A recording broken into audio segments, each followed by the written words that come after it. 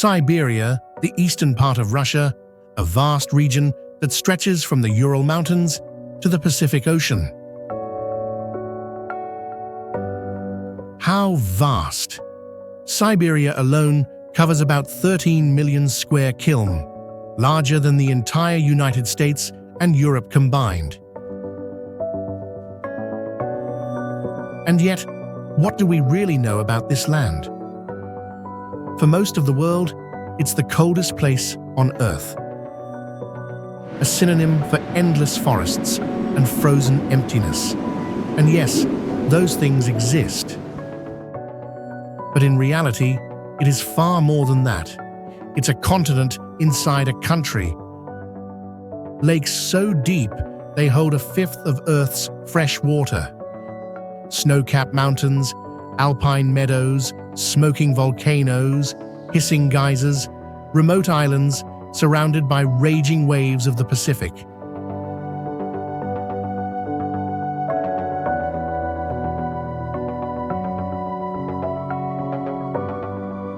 And glaciers that glitter under the sun.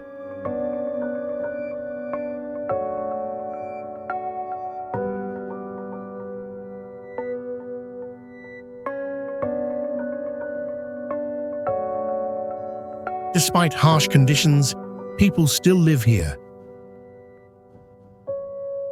Indigenous hunters, nomads with reindeer,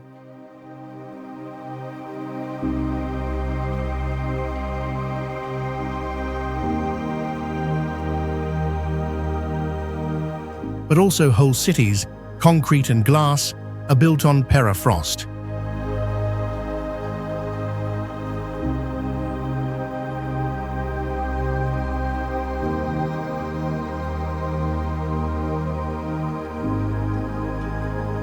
And the largest of them is Yakutsk, the coldest major city on Earth.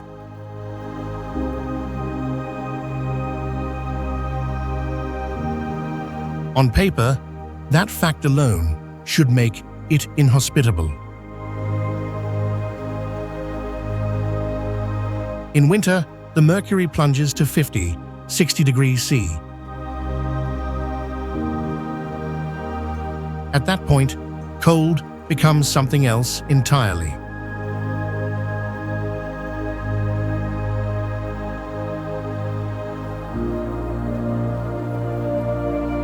When the temperature drops, Yakutsk disappears beneath a veil of fog. Low temperatures squeeze moisture from the air, cloaking the streets in a dense, ghostly shroud. Above it all, the sun hangs low on the horizon, even at noon. It never fully rises, never fully warms.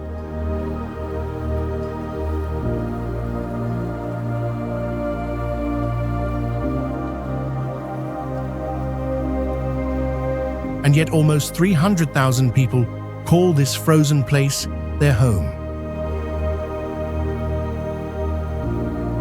From above, the city looks patched together. Concrete blocks from the Soviet era, wooden houses and new glass towers, misplaced fragments of Moscow.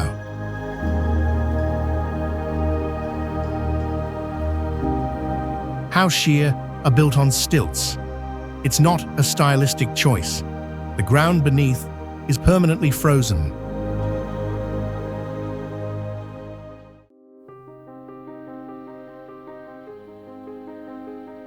But Yakutsk isn't the coldest place in Siberia, not even close. That title belongs to Okon, known as the Pole of Cold. It has recorded temperatures as low as 71 degrees C, the coldest ever recorded outside Antarctica.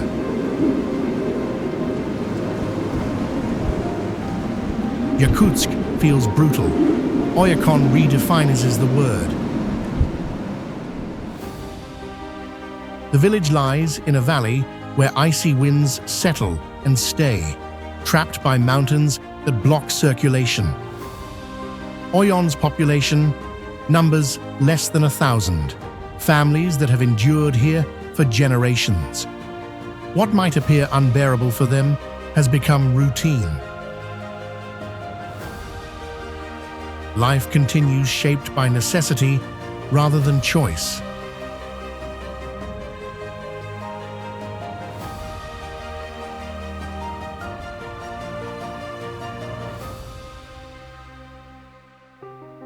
And beneath this frozen hell lie hidden treasures, diamonds.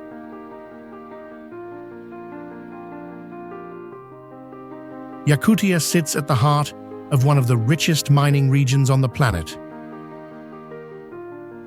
Mini is the epicenter. The first impression, just rows of Soviet apartment blocks and warehouses. Yet the town stands on the edge of abyss. A hole, vast, circular, bottomless, the mere diamond mine.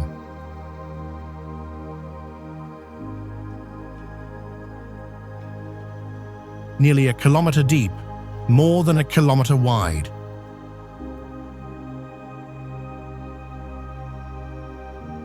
One of the largest ever dug by human hands. The stones pulled from here didn't stay. They traveled the world, glittering on velvet displays in Paris and New York. By 2001, the pit was exhausted and extraction moved underground, leaving behind an enormous wound.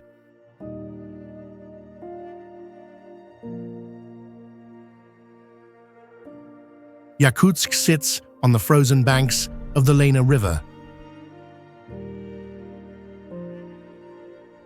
A massive artery cutting through the heart of Siberia. A few hundred kilometers downstream, nature carved a masterpiece in stone. Lena pillars. They look almost too perfect, too symmetrical. Gigantic limestone spires, some shaped like needles, some like columns.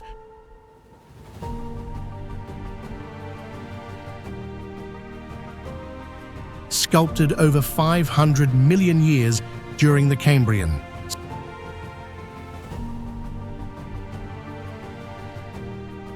Some reach more than 100 meters into the sky. Their surfaces are stretched, layered with sedimentary lines.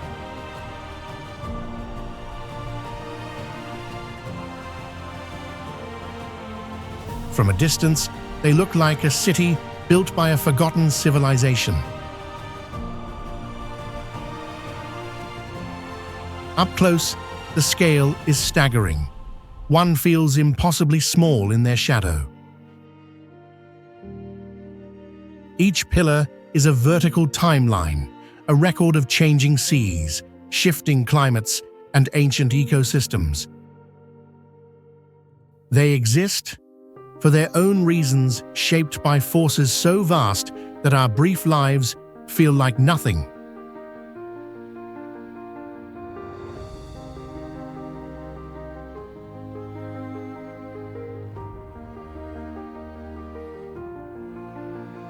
There are few roads in this part of Siberia. Building them is hard. Keeping them alive is harder. The Kola Highway is one of the few. More than 2,000 kilometers of gravel, dust, and emptiness.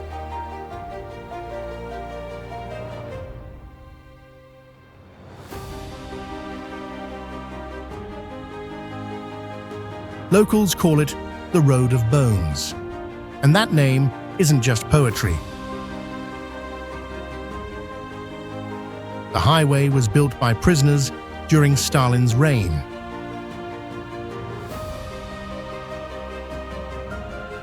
Thousands died from cold and hunger in the work camps scattered along the route.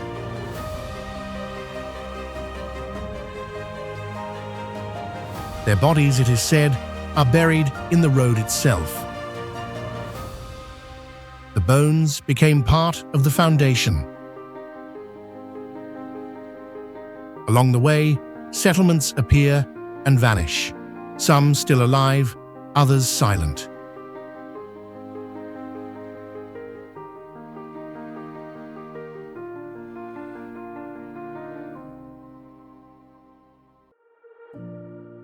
Like the road itself, Katychan was also built in the 1940s by prisoners of the Gulag. A coal mining town tucked deep into the mountains. At its height, Katychan held more than 10,000 people, existing solely because the state demanded it. When the Soviet Union collapsed, subsidies dried up. The coal mines were no longer profitable.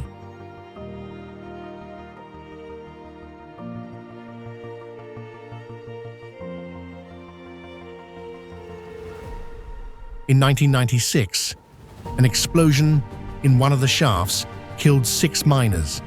That was the end. The government shut the mines. Families were told to leave. And by the early 2000s, Katychan became a ghost.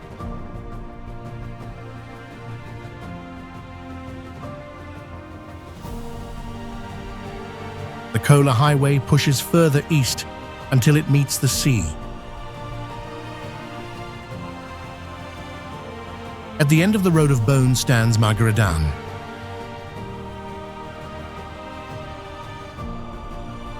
The city may look ordinary.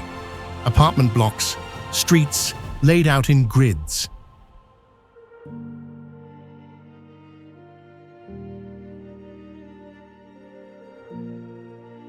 A port facing the cold waters of the Sea of Okhotsk. But Magadan carries a weight that ordinary cities do not. For decades, it was the gateway to the Gulag. Ships arrived here from Vladivostok and other ports carrying prisoners sentenced to hard labor. From Magadan, they were dispersed into the Kolma camps. Thousands died in the process, starved, beaten, frozen, while trying to extract the resources that fueled the Soviet state.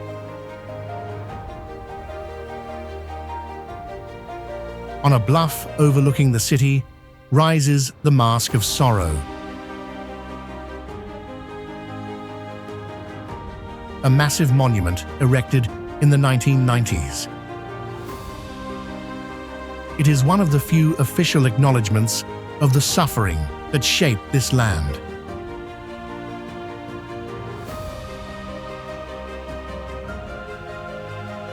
Beyond Magadan, roads disappear altogether. Siberia gives way to a different frontier. At the farthest edge of Russia, where the continent leans into the Pacific, lies Chukotka. Harsh tundra, winters that last most of the year, summers that flash by in weeks. Few places on Earth feel as remote. In the Soviet years, the land became a frontier of extraction. Workers were flown in, camps were built, and when the mines closed, the towns were left behind. Today, abandoned settlements lie scattered across the region. Rows of empty barracks, rusting machinery,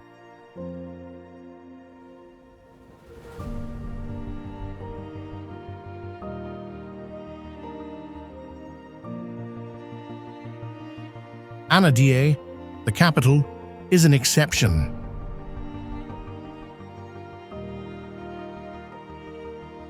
Brightly painted apartment blocks stand against the endless tundra.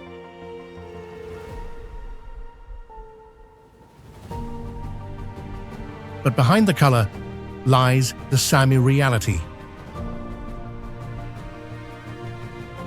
isolation, expensive supplies flown in by plane, a life shaped by distance.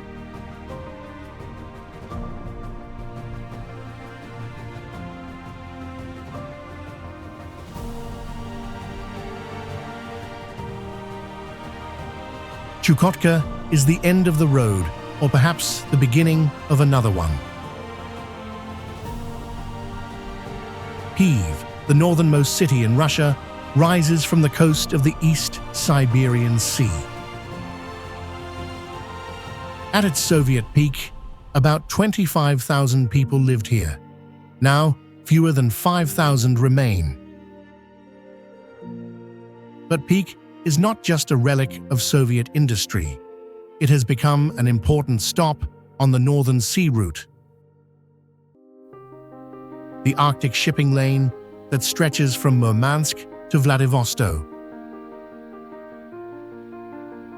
With ice receding each summer, more ships now pass through these waters, cutting weeks off the journey between Europe and Asia. Pave's port, once forgotten, is now strategic. Tankers and cargo vessels dock here, resupplying, waiting for icebreakers to clear the way.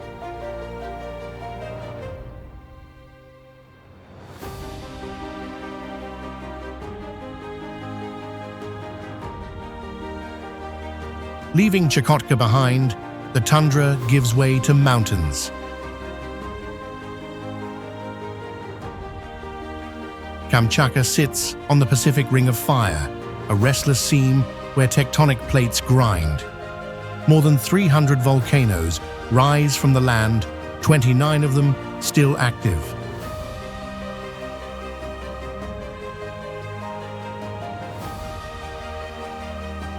The most imposing of them all is Klufka Sopka, a perfect cone more than 4,700 meters high.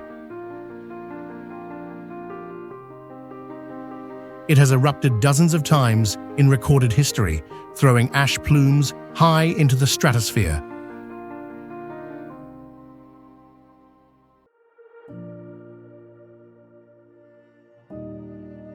And then there is the Valley of Geysers.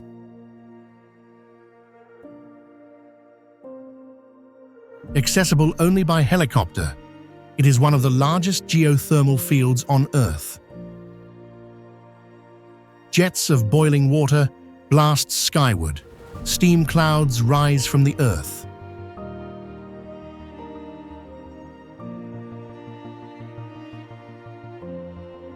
Mud pots bubble and spit. Petropavlovsk Kamchatka, the capital, sits in Avacha Bay.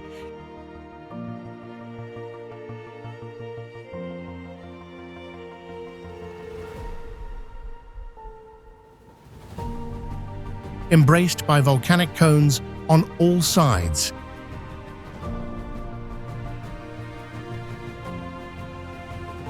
Life here is tied to the sea. Fishing fleets fill the harbor, their decks stacked with crab pots and nets.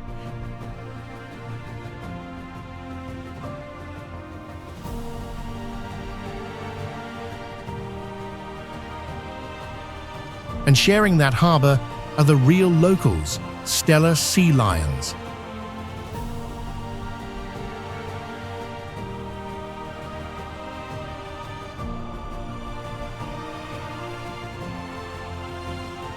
They haul themselves onto breakwaters and piers, massive and loud, barking at one another. Each year, salmon surge upriver from the Pacific, driven by instinct to return to the streams where they were born.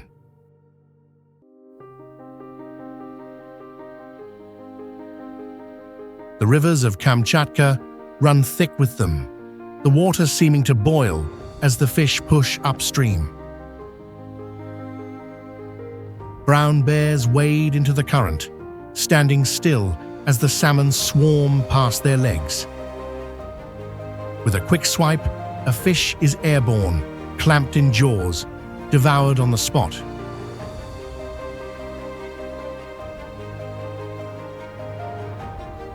Bears gorge until the season ends, until their bodies are fat enough to endure the long Arctic winter.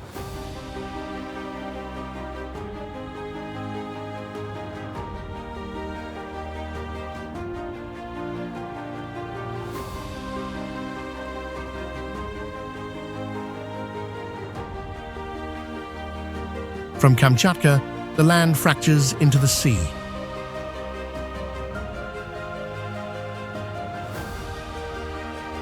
These are the Kurils, 56 islands stretched across 1,300 kilometers between Russia and Japan.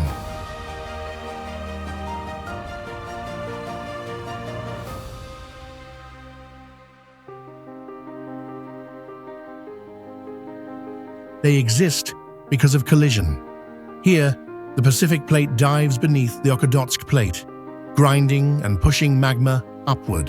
The result is a line of volcanoes, smoking, erupting, reshaping the land in real time. On Anakatan Island lies a colossal caldera of Krenetin.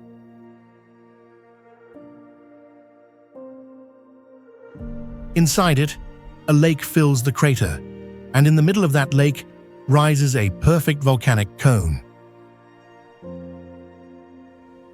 It is a landscape that seems imagined, almost impossible. Yet it is real, sculpted by fire and water in violent succession. Farther north, near Paramusha Island, smolders Ebeko. Its eruptions are not cataclysmic but persistent.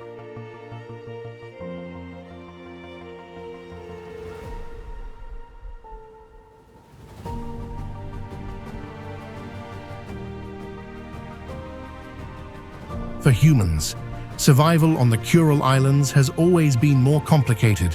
Supply ships come when the weather allows, but storms often leave communities cut off for weeks.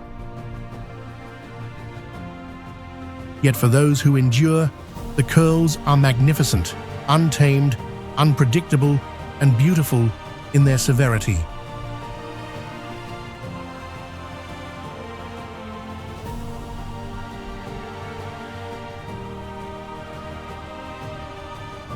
To the west, Sakhalin stretches along the Pacific coast, almost 1,000 kilometers of ridges, rivers, and taiga. In the 19th century, Russia and Japan vied for control, dividing the island between them, swapping territories, redrawing maps. After World War II, the Soviets retook the southern part, expelling the Japanese settlers and reshaping towns and economy.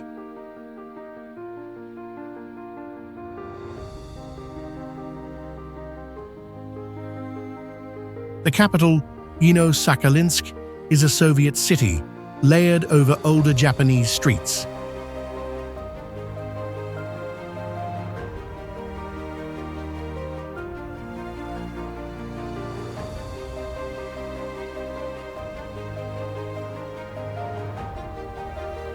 And just beyond the city, the Gorny Vozduk ski resort climbs into the mountains,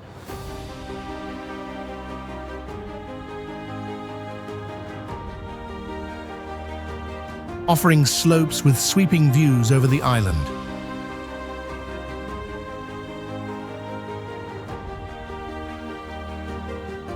Sakhalin has beauty, often stark, sometimes haunting. None more so than the Anava Lighthouse.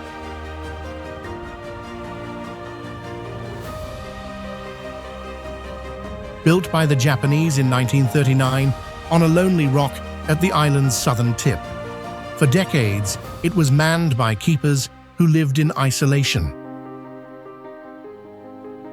Later, the Soviets automated it with radioactive power cells.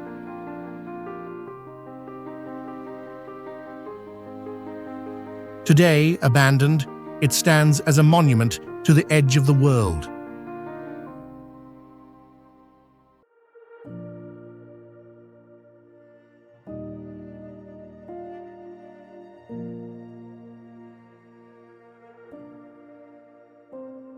Russia's Pacific window, Vladivostok, is closer to Tokyo, than to Moscow, yet bound to the west by a line of iron rails.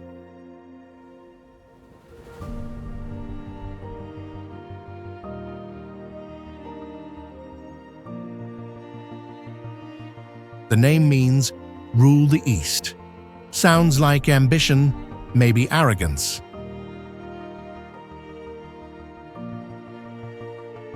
The city was founded in 1860, when the Russian Empire decided it wanted a foothold on the Pacific.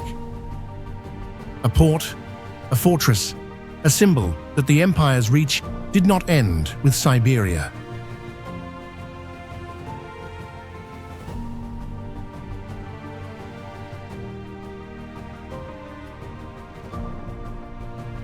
During the Soviet era, Vladivostok was closed to foreigners, a secret city hidden from the outside world.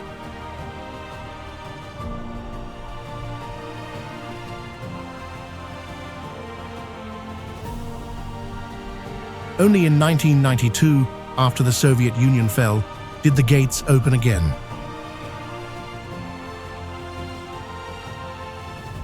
The Golden Horn Bay curves into the city.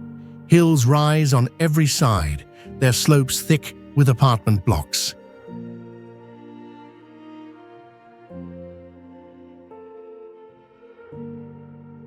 The Ruski Bridge, the longest cable-stayed bridge in the world, leaps toward Ruski Island, where students and researchers now fill what was once a military zone.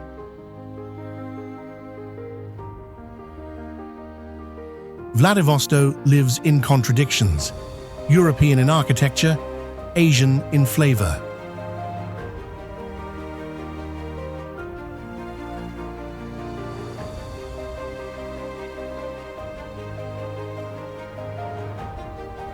Beyond Vladivostok, the land crashes straight into the Pacific. The shoreline folds in like torn paper.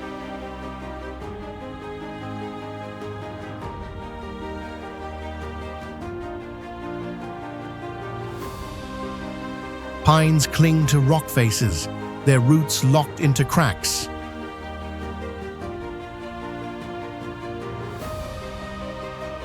Waves roll in blue and green, slamming against stone. And in between those cliffs, something unexpected, strips of pale sand hidden between walls of granite, with water so clear it looks tropical. For many, it's surprising. Siberia is usually imagined as cold, landlocked, and frozen. Yet here in summer, the water warms enough to swim, sometimes brushing 20 Secutors Sea, just shy of the Mediterranean.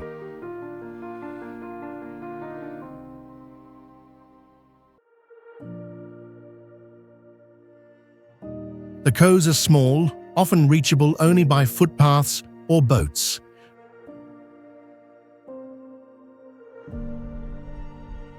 No boardwalks or lifeguards, untouched wilderness.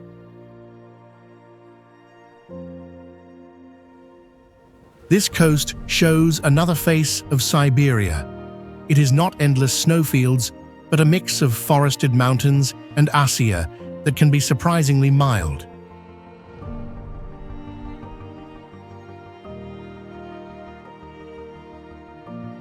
And beyond the beaches and coves, another landscape rises.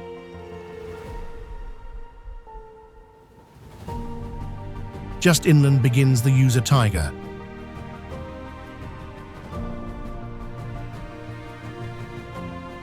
Larch and pine mix with oak and cedar. A tangle of undergrowth alive with insects and birds.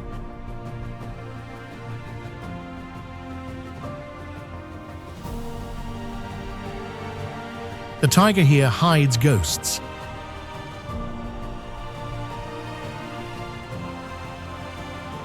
The Ammo tiger, largest of all big cats, stalks these forests.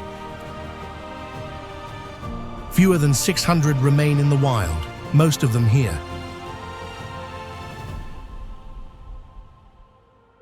Stripes blending with shadow, pours silent on the snow.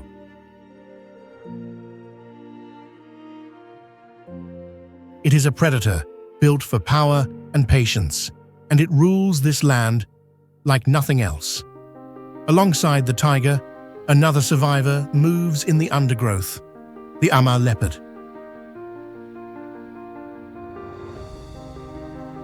Smaller, more elusive, and far rarer. Once on the edge of extinction, with barely 30 left in the wild, it has made a fragile comeback under protection.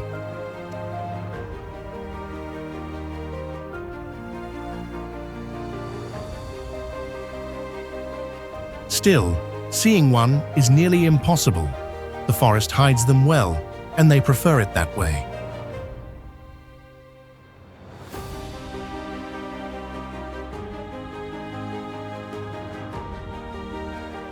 Vladivostok is the last stop of the Trans-Siberian Railway, where tracks finally meet the sea.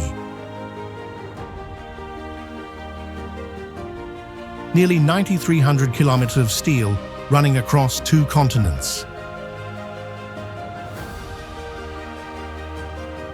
It is the longest railway line in the world, 7 time zones stretched out across forests and rivers.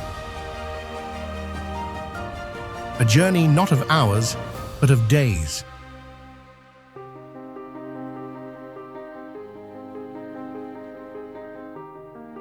Construction started in 1891 under Tsar Alexander III, when Russia wanted to bind its empire together from west to east.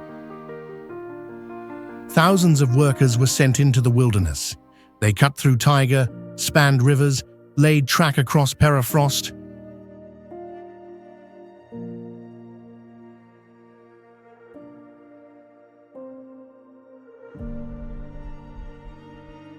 Progress was slow, brutal, costly, but by 1916, the line was complete. A ribbon of iron tying Europe to the Pacific.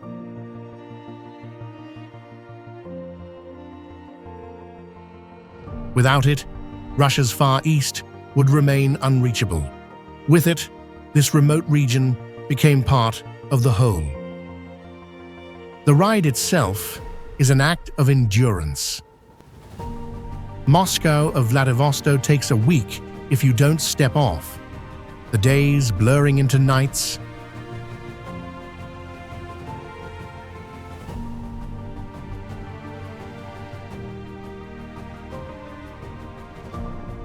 Deep in the north of Zabaikovsky Krai, where Siberia is supposed to be endless taiga, the land suddenly fractures into something unexpected. The rolling dunes of Charasands rise from the forest, glittering in the sun.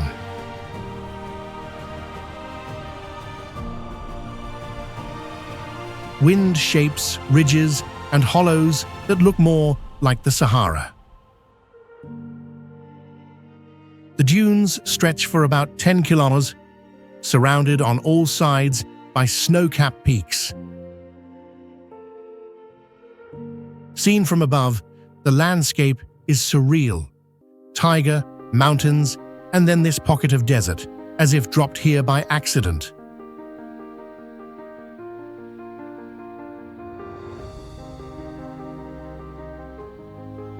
Geology explains the riddle. During the last ice age, glaciers crushed rock into fine sediment. When the ice retreated, meltwater spread that sand across the plain. Over millennia, winds sculpted it into dunes. A fossil memory of the last glaciation.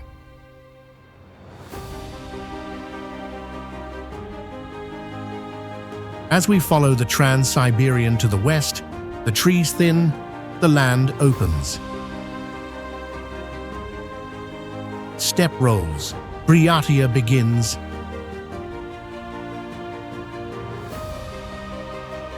Domes of Orthodox churches stand beside golden roofs of temples. Buddhism, not orthodoxy, has deep roots in this land. The Datsans are its heart. Monasteries painted in red and green, their roofs curling against the sky. The Evelinsky Datsan, founded in 1945 when Stalin was gone and religion clawed its way back into daylight, became the home of Buddhism in Russia. Prayer flags snap in the wind, colors slowly bleaching under the sun.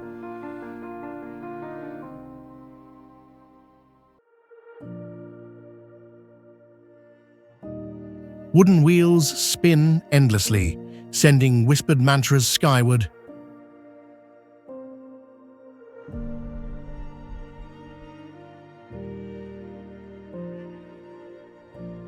And then in the center of Ulanud, another monument rises.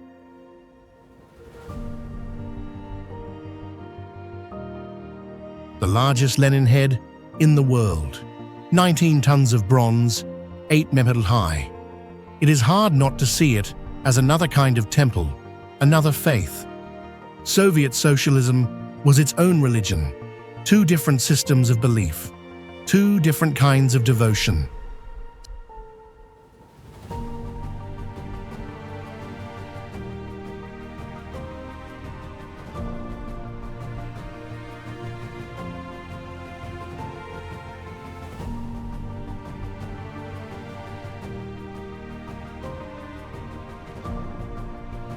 Siberia has many faces: frozen tundra, endless taiga, jagged mountains. But nothing prepares you for Lake Baikal.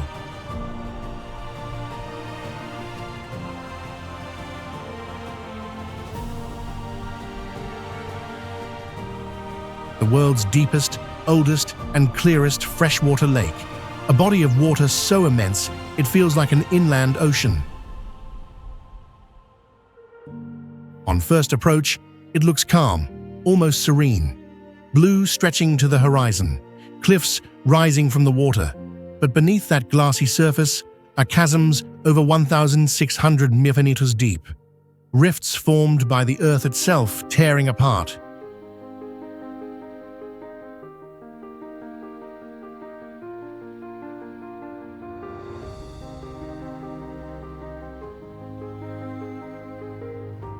In winter, the ice thickens, but it's not solid. Cracks run like lightning. Air bubbles there, trapped under the surface.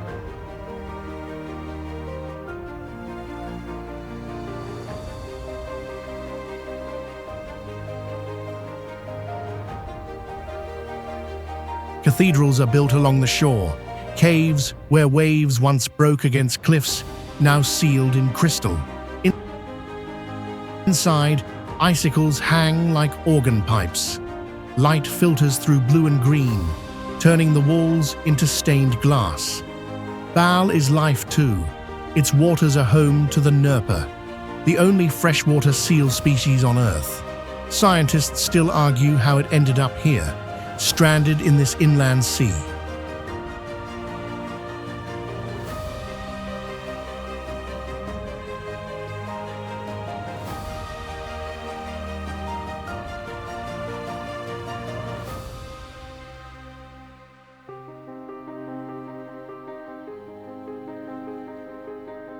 Lake Bol already feels like another planet, but even in a place this vast, there's a center of gravity.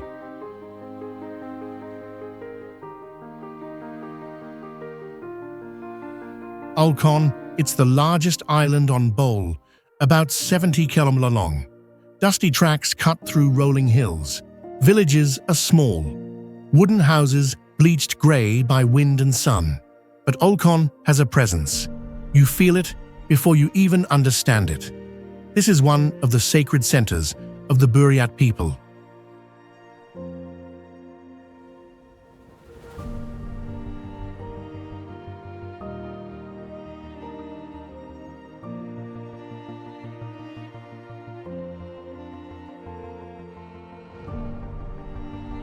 At Cape Burhan, a jagged outcrop on the western shore, shamans once performed rituals. And today, prayer ribbons still flutter from poles. Travelers stop here and fall silent, without quite knowing why. Life on the islands is simple. There are no big hotels, no slick infrastructure, and cell service is patchy at best. But that's part of the appeal. Con feels unfiltered, stripped back, as if the rest of the world hasn't quite caught up.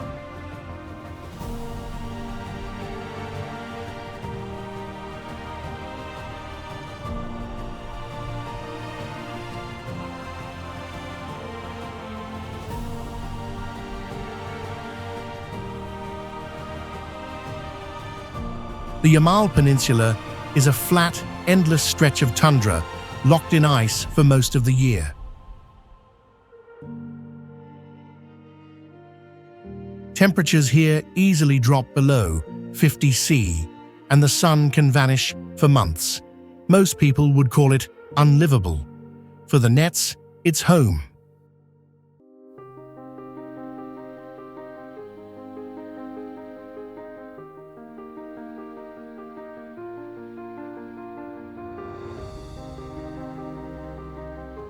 There are nomads moving with the seasons across Yamal, following the migrations of their reindeer herds.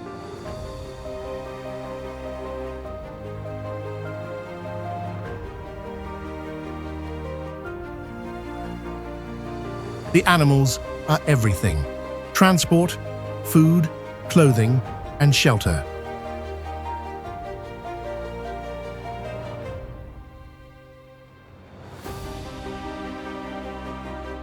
A Nenets camp rises in the form of tombs, conical tents of reindeer hide. Life here is stripped to its essentials. After brief stops, families dismantle their temporary homes, load everything onto sleds pulled by reindeer, and move on. There are no shortcuts, no backups, just knowledge passed down for generations and a stubborn resilience that makes the impossible ordinary.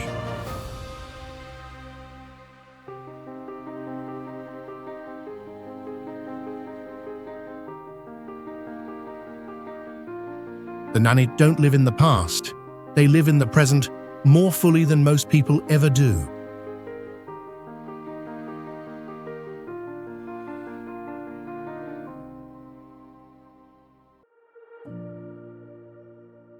On a map, County Manus looks remote, a dot in the endless sweep of Siberia. In reality, it's a place that shouldn't even exist. A modern city built in the middle of nowhere. It began as a small settlement of the Kani and Mansi people, indigenous reindeer herders. Then came the Soviets in the 1960s. They struck oil.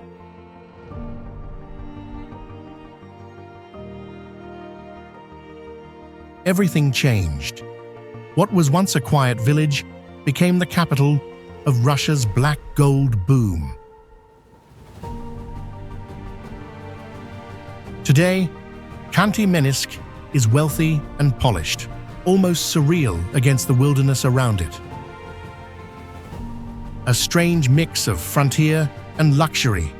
Streets glow with neon in winter, while outside the city limits, hunters still track elk through the snow.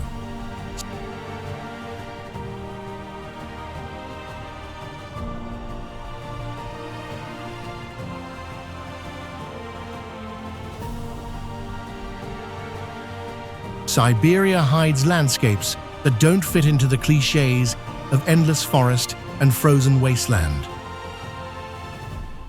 The Pudarana Plateau is one of them. It lies far above the Arctic Circle, locked away from roads and cities. A place so remote that even most Russians have never seen it.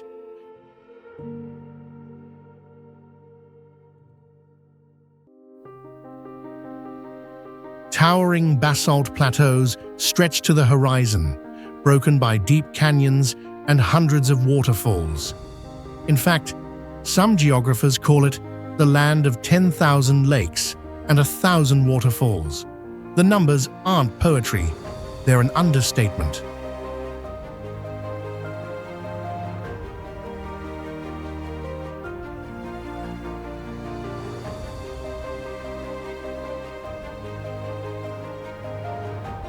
About 250 million years ago, volcanoes here flooded Siberia with lava, layer upon layer, until the land rose into this massive basalt plateau.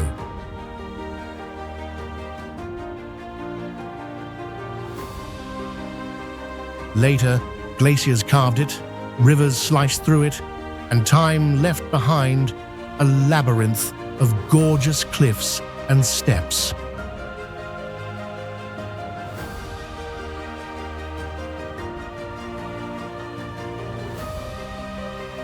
There are no highways to the plateau. To get in, you fly by helicopter or trek for days through taiga and tundra. It's one of the last places where true wilderness doesn't just exist, it dominates.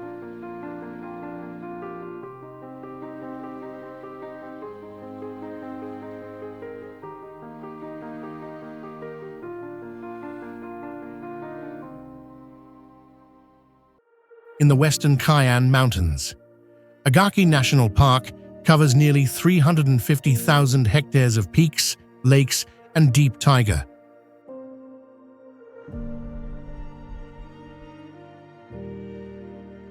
It's often called Siberia's Yosemite. The comparison makes sense. Granite walls, glacial valleys, high-altitude meadows.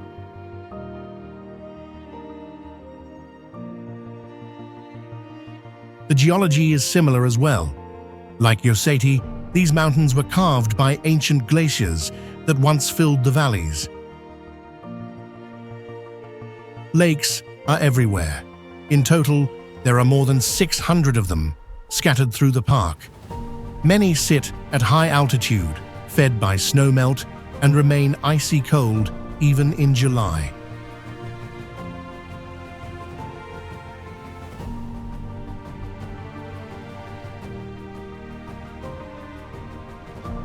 Among Aki's peaks, Parabola is the most recognizable. The name says it all. A perfect granite arch split into two vertical towers.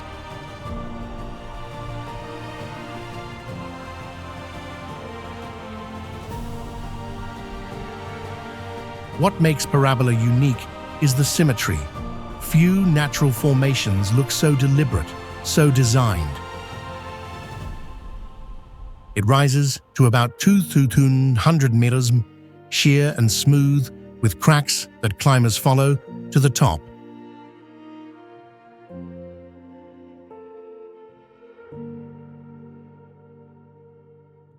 One of the park's strangest sights is the Hanging Stone, a giant boulder perched on a cliff ledge placed here by a massive glacier.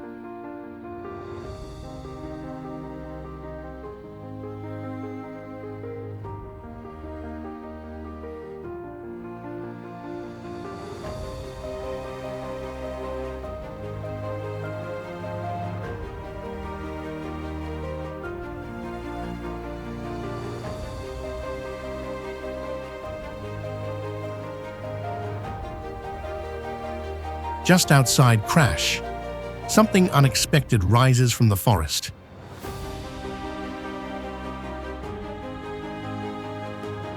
Giant pillars twisted and cracked. Locals call them the Stalby, the crown of pillars,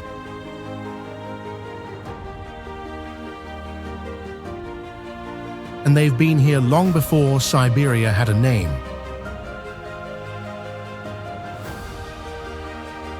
Geologically, the monoliths are cousins of the Lena pillars.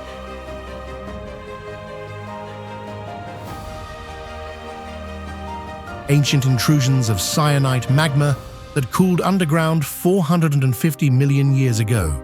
What's left are towers and boulders.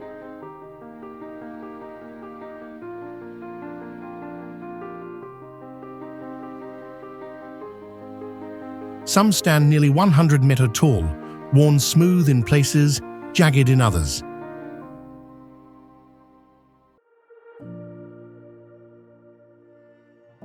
Each rock has a name, a story. A Kotnish for hunters, Tigroy for tigers, Center for the central guardian.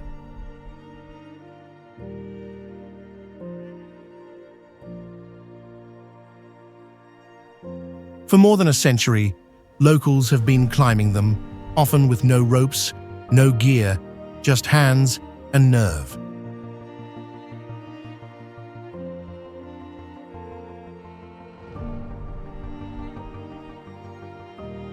They call themselves Stalbis, and in Soviet times, they built a whole underground culture here, part sport, part rebellion.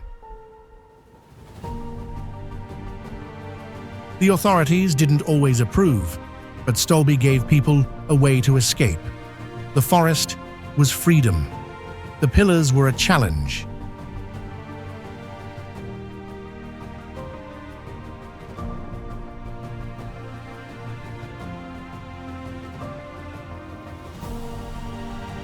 And in Khakassia, another mysterious geological formation takes shape.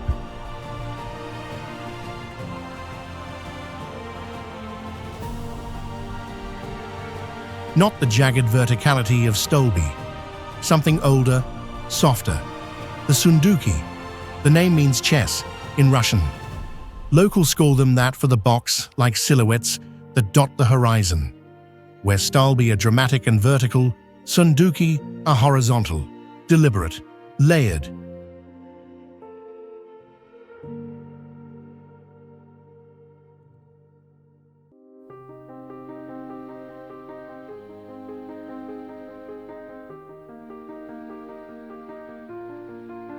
Granite and sandstone sit in plains and shelves. Tectonic pressures lifted the land, and millions of years of erosion carved the shapes we see today.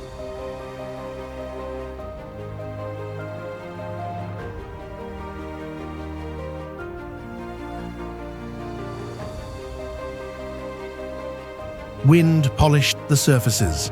Frost split layers. Water seeped into cracks, smoothing edges. Archaeologists and shamans say that the Sunduki are ancient ritual sites, places where people came long before written history.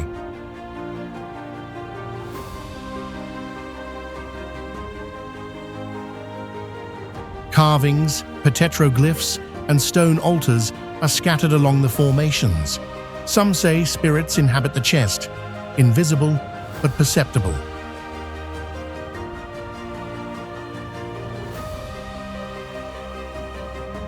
And pilgrims even today leave small offerings, coins, ribbons out of respect or superstition.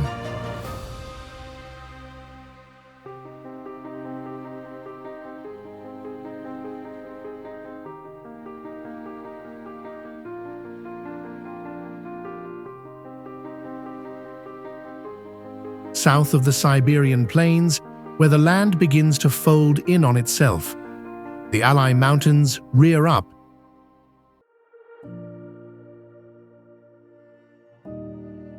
The spine of Asia, formed by the violent collision of tectonic plates. Snow crowns their ridges even in summer. This is where the great Siberian River Sare born, one of the least populated regions on Earth.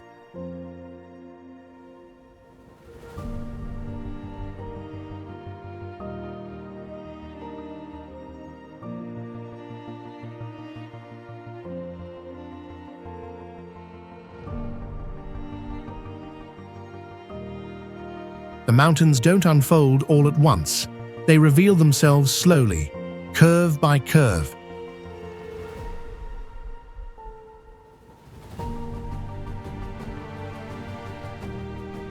And the best way to meet them is on the Chuya Highway.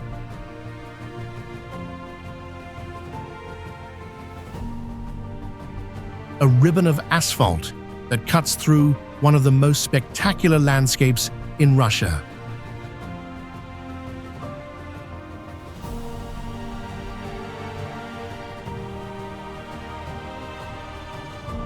For more than 600 kilometers, the road winds its way to the Mongolian border, linking villages and valleys. The Chuya River itself is constant company, rolling alongside the highway. Every turn shows something new. One moment you're driving through open steppe, The next, you're entering a canyon. Then, it opens again into alpine meadows. The peaks in the distance shine white year-round.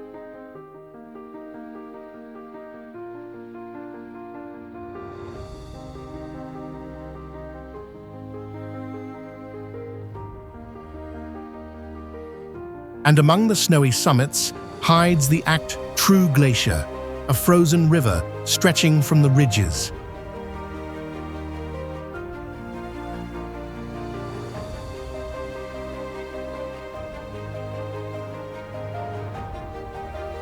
It doesn't look alive at first. Ice is still shimmering solid.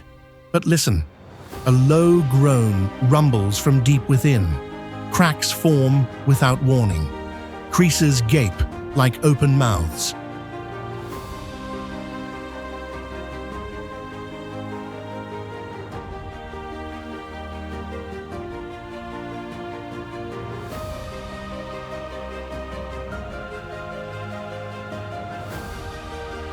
The glacier is moving as it has been for thousands of years. Actu isn't about size. The glacier stretches about 8 kilometers, not enormous by global standards. But here, among the jagged Alai peaks, it dominates everything.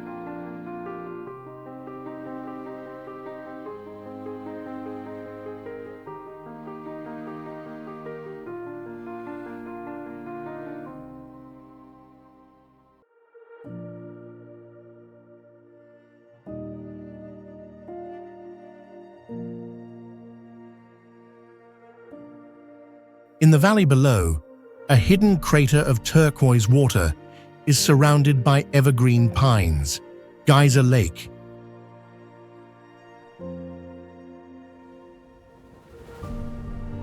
It doesn't erupt like Yellowstone. Instead, it bubbles almost imperceptibly.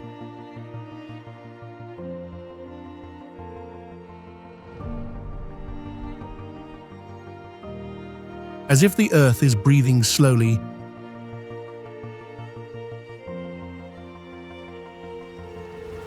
the surface ripples in subtle waves, concentric circles forming and fading. The color of the lake is a shade of blue that doesn't exist in most of the world, intense and electric.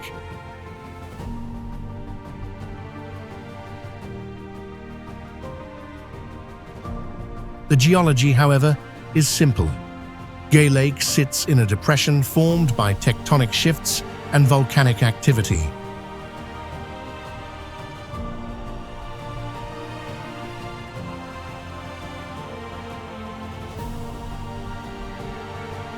Hot water rises from deep below, meeting cold snowmelt, creating a dynamic system that bubbles and steams.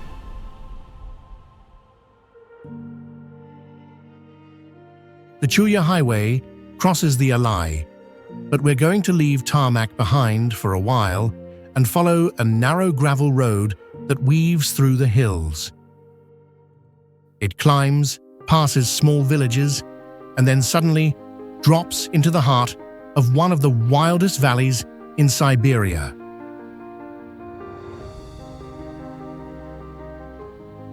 The Katyarik Pass, a giant scar carved into the mountainside.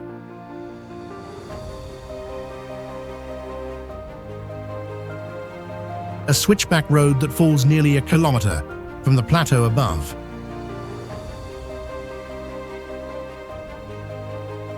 At the top, the view steals your breath. Cliffs falling away into air. The river snaking through the valley.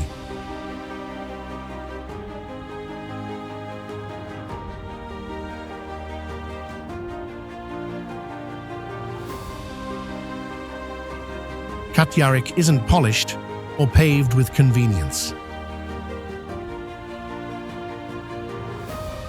10 hairpin turns zigzag down the impossible slope, carved into loose rock and earth. Below lies the Tulishman Valley, a place so remote and untamed it feels like stepping into prehistory.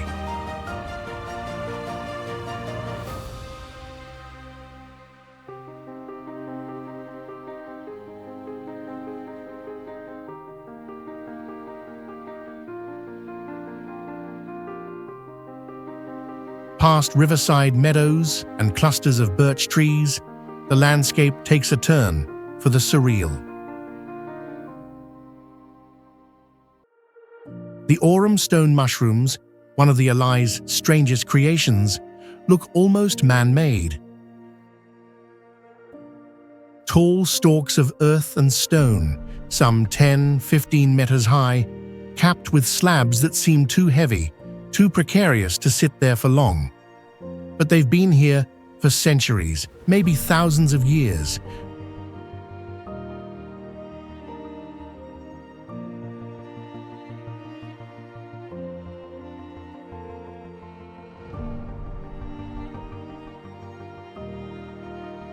Rain and wind carve the soft soil away, but the harder boulders protect the columns beneath, leaving these improbable shapes standing. The acarum mushrooms aren't unique in form. Hoodoes exist in deserts from Utah to Cappadocia. But here, in the Altai, they feel different. The greenery of the valley, the icy river, the weight of Siberian silence make them less like curiosities and more like mysteries.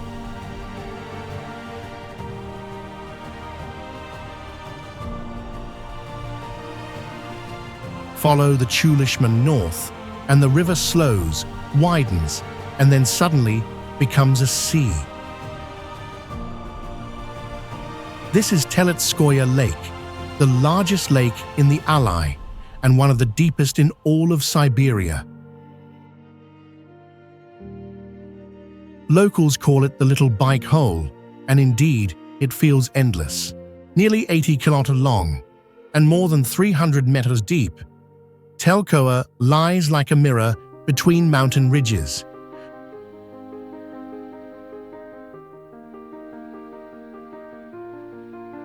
The water is dark, cold, and impossibly clear, fed by more than 70 rivers and streams.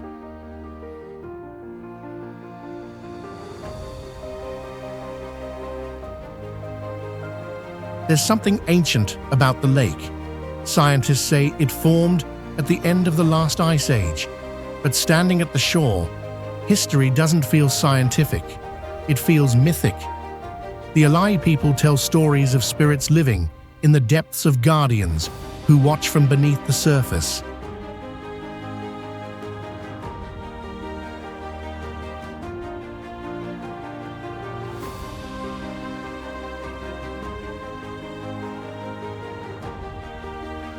If Telitskoye is the Alai's inland sea, vast, deep and mysterious, then Lake Kuchela is its jewel, smaller, hidden, harder to reach, but radiant in a way that catches you off guard.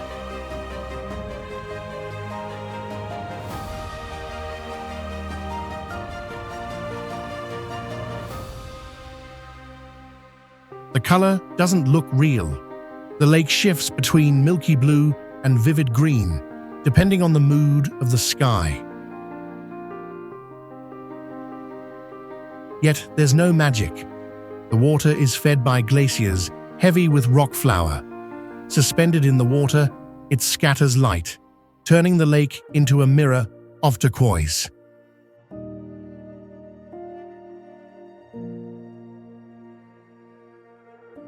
At just over 7 kilometers long, Kuchela isn't large, not compared to Telitskoye, but what it lacks in size, it makes up in intimacy.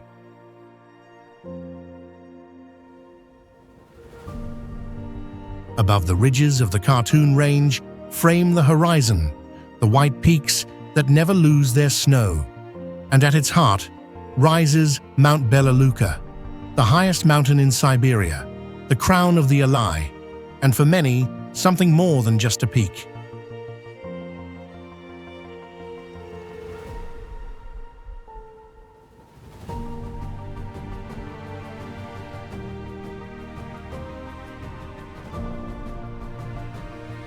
Beluka is massive. Twin summits, both over 4,500 m, are linked by a razor ridge. The glaciers spill down its sides, rivers of ice that feed the Khartoum River below, the great artery of the Altai.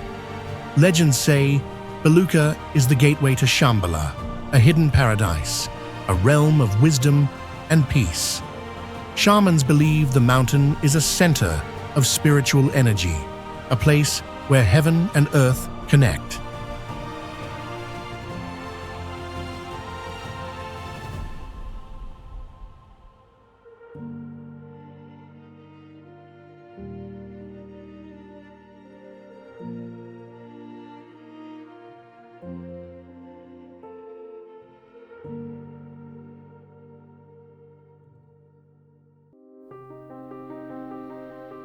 After the glaciers and white summits of Belukha, the Altai flips the script.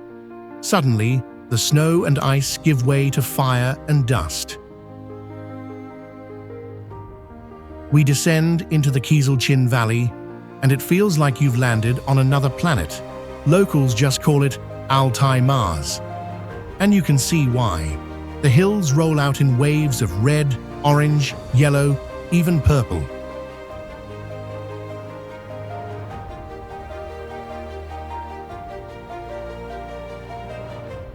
Layers of clay and sandstone catch the light differently depending on the hour, like some kind of mirage. But this is an illusion. Its geology stripped bare over 300 million years. Shifting seas and tectonic upheavals left these multicolored bands exposed.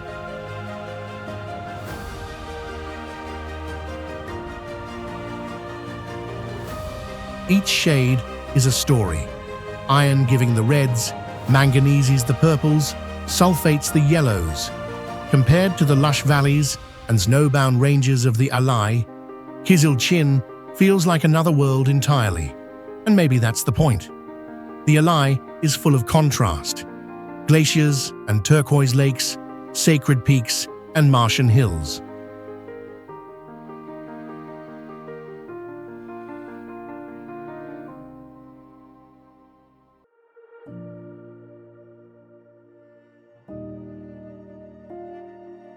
Further north, the steppe reveals something even stranger, a sea of pink. Lake Burzel, one of the largest salt lakes in Siberia. From a distance, it looks ordinary enough, but as you walk closer, the water blushes into shades of rose and crimson.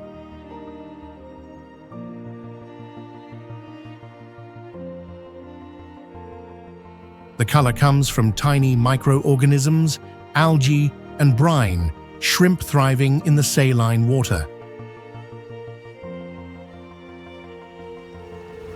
Yet, Burzel isn't just a spectacle, it's practical. For centuries, locals have harvested salt crystals here, scraping them from the lake bed.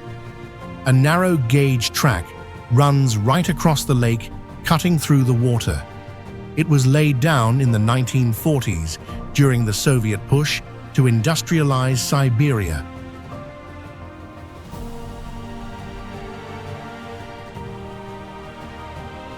Its purpose was blunt: move salt. Freight cars still trundle along it today, carrying loads from the salt flats straight to the processing plants.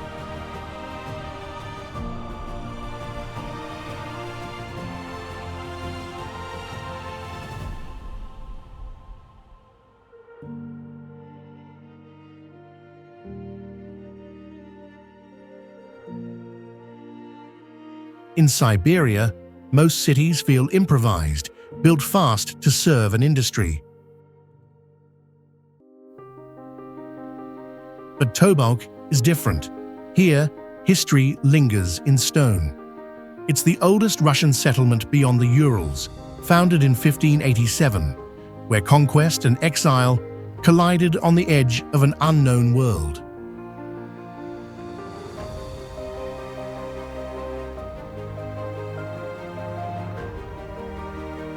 The city stands high above the Irish River, split in two. Down below, the lower town, wooden houses, crooked streets, the sprawl of everyday life. And above it, on the bluff, the Tabulskrelin, the only stone Kremlin in all of Siberia. White walls and onion domes gleam against the dark taiga.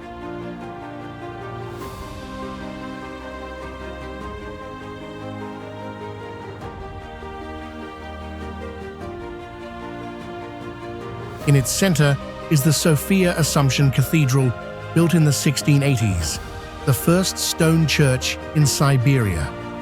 From Tobolsk, Russia pushed further east, mapping rivers, founding forts, building the skeleton of a frontier that seemed endless.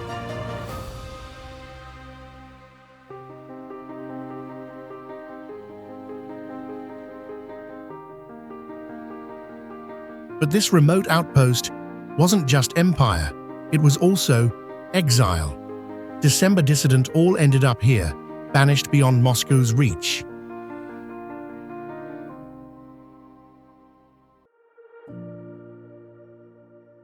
Even the Romano family passed through, held here in 1917 before their transfer to Ekaterinburg, a stop on the way to tragedy.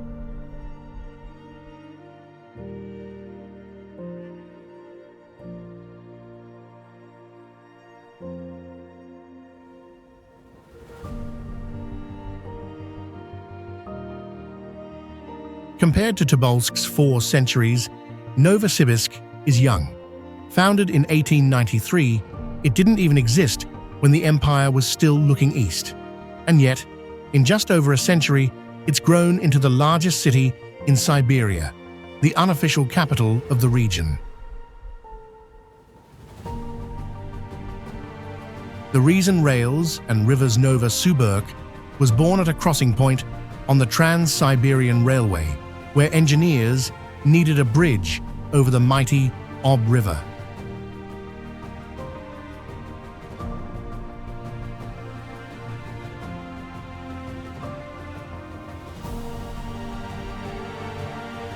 The settlement that sprouted here was first called Novon-Nikolaysk, a workers' camp more than a city. But railroads change everything. Trains brought people, supplies, and ambition. And by the 20th century, this upstart was outpacing the old Siberian strongholds.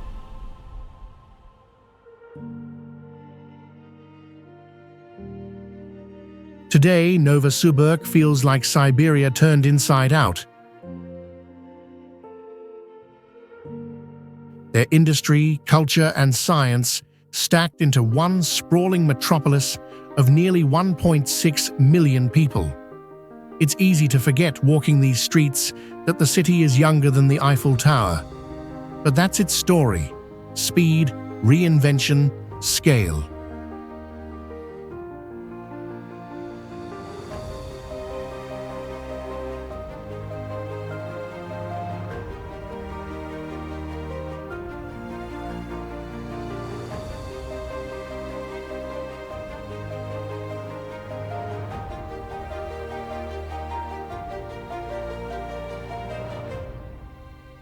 And while Novosibirsk is the capital of Siberia, Ekaterinburg is the frontier, the line where Europe and Asia meet. The city was founded in 1723, named after Catherine I, wife of Peter the Great.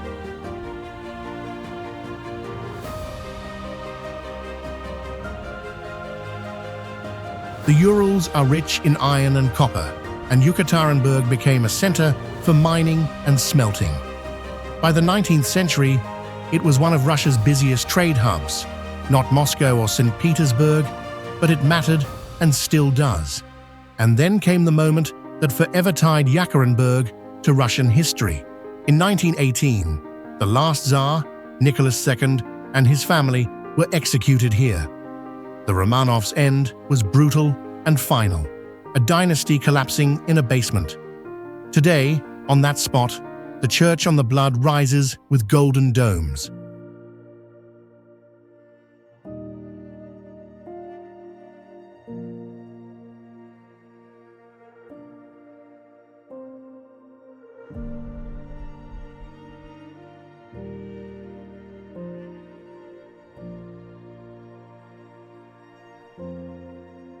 But Ekaterinburg isn't frozen in tragedy. During the Soviet years, it was renamed and transformed into an industrial zone. The city grew fast, and it never stopped. Today, Yekaterinburg is Russia's fourth largest metropolis with about 1.5 million people. The skyline mixes Soviet concrete with glass towers, modern skyscrapers with ornate wooden facades. Yekaterinburg is neither fully European nor fully Siberian. It's both. Beyond the rocky spine of the Ural Mountains, the land shifts.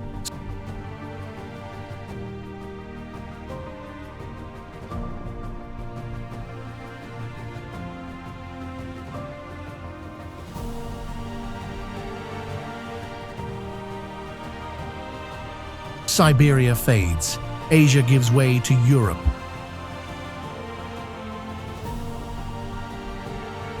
Endless forests are replaced with farmlands, and with them comes another Russia, different in mood and story.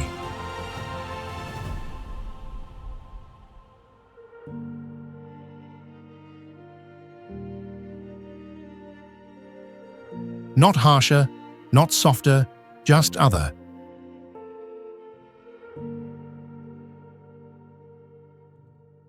But that's not part of this journey. A new tale awaits us. Thanks for watching. See you soon.